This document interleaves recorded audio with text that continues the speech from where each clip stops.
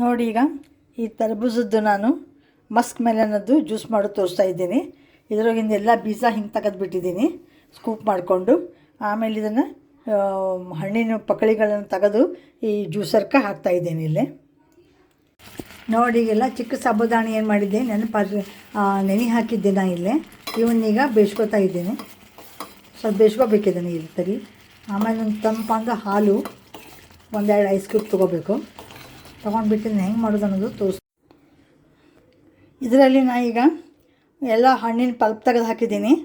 ಒಂದು ಅರ್ಧ ಲೋಟದಷ್ಟು ಹಾಲು ಹಾಕಿದ್ದೀನಿ. ಆಮೇಲೆ ನೋಡಿ ಒಂದು 2-4 ಏಲಕ್ಕಿ ಹಾಕ್ತಾಯಿದ್ದೀನಿ. ಒಂದು ಚಿಟಿಕೆ ಉಪ್ಪು ಹಾಕಿದ್ದೀನಿ.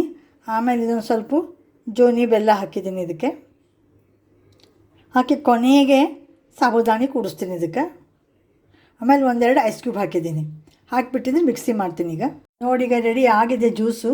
ಹಾಕ್ತಾಯಿದ್ದೀನಿ.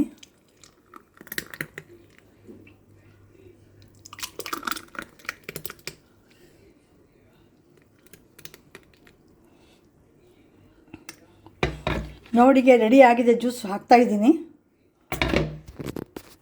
ಸಾಬುದಾಣಿನ ತಂಪದ, ಹೀಗಾಗಿ ಇದು ರುಚಿ ಆಗ್ತದೆ. ಇದಕ್ಕೆ ಗೊತ್ತಾಗ್ತಲ್ಲ ಏನೇನು ಹಾಕಿದ್ದೀನಿ ಅಂದರೆ ತರ್ಬೂಜ ಹಣ್ಣಿನ ಪಲ್ಪು, ಜೋನಿ ಬೆಲ್ಲ, 4 ಏಲಕ್ಕಿ, ಆಮೇಲೆ ಸಾಬುದಾಣಿ ಸಣ್ಣ ಚಿಕ್ಕದ ಸಾಬುದಾಣಿ ನೆನೆಸಿದ್ದು, ಈಗ ಹಾಲು, ಆಮೇಲೆ 1-2 ಐಸ್ ಕ್ಯೂಬ್ ಹಾಕಿಬಿಟ್ಟು ಇದನ್ನು ಮಾಡಿದ್ದೀನಿ. ನೋಡಿ ಈಗ ತುಂಬ ಚೆನ್ನಾಗಾಗಿದೆ.